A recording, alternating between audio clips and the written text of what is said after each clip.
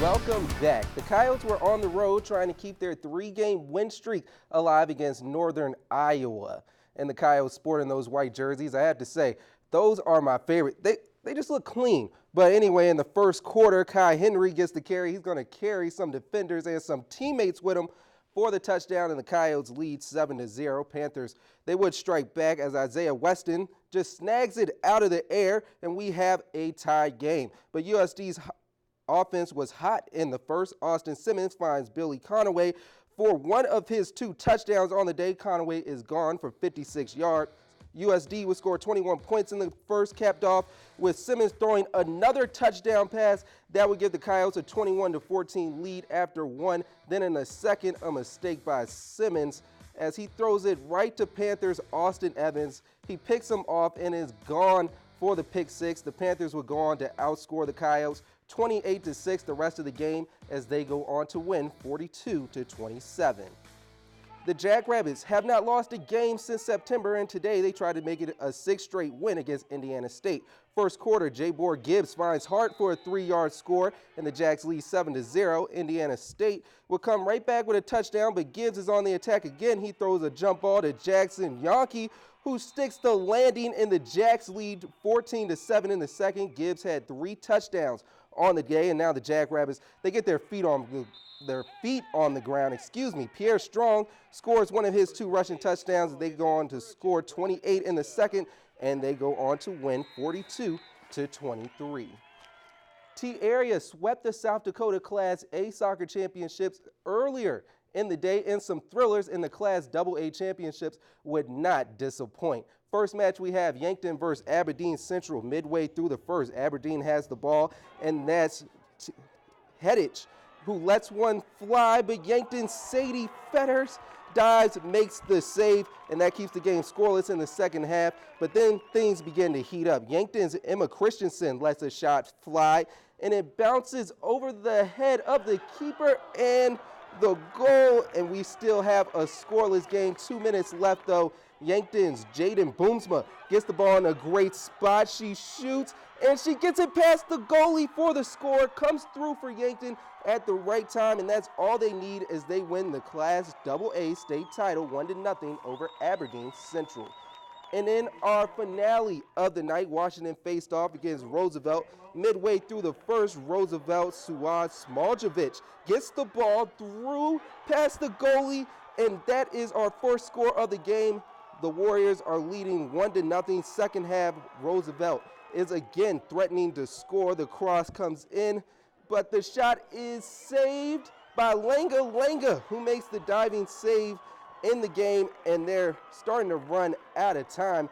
The Warriors would need one more chance in the game, and that's Kevin Hernandez. He gets the free kick, hooks it, but the goalie nabs it out the air, and Roosevelt hangs on to win over Washington 1-0.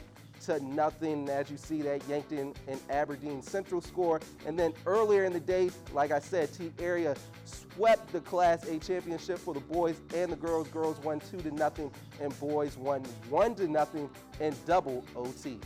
And ever since their loss to Augustana for the key to the city, the Cougars have been on a winning streak, rolling the past 2 games and looking for a third against Duluth. And what a beautiful day it was. You could wear short sleeve shorts, whatever you wanted. It was just a beautiful day, and it would start on the defensive end for the Cougars as Dorian Frederick comes up with the interception. He saves it right off the turf. He kind of pins it on his helmet, but then the next play, this was the player of the day. USF running back Thurl Reiserdorfer sprints past everyone for the touchdown. He is gone for one of his 2 touchdowns on the day. He also had a career high 171 rushing yards as the Cougars go on to win 34-3. Augie was in Minnesota today as they look for their 5th win of the season against Moorhead. First quarter, Devin Jones gets the carry, and he's off to the races. He stops on a dime, makes a defender miss, and then is past both of them for the 42-yard touchdown. Augie leads 7-0. Still in the first, Kyle Sadler completes a 10-yard pass in the back of the end zone to Brett Shepley. Augustana is now leading 21-0. Let's go to the second quarter because now it is time for some defense from the Vikings. Kenneth Griffin gets the interception in the back of the end zone to prevent the score. He kind of climbed the ladder on that one, folks, as Augie prevails 48-3. The Wolves of Northern State were trying to get back on the winning track against Wayne State today, and after being stopped by the Wildcats on defense at the 15-yard line, NSU gets a field goal from Peyton Yu, and after the Wolves scored a touchdown, Wayne State's Andy McCants passes to Corbin Foster, who gets some hard-earned yards and sets them up for a field goal by Ethan Knutson for a 21-yarder. Northern leads 10-3, and then before halftime, the Wolves will score, adding to their lead. Hunter Trautman finds Greg Lux in the back of the end zone and make it 17-3 Wolves. And this game would go late into double overtime, but Northern is able to win 29-26. And the defending champs, and then one more, we have some boards for you. NSIC football, Minnesota State wins, and then GPAC Dordt gets the win, and then Northwestern defeats Concordia.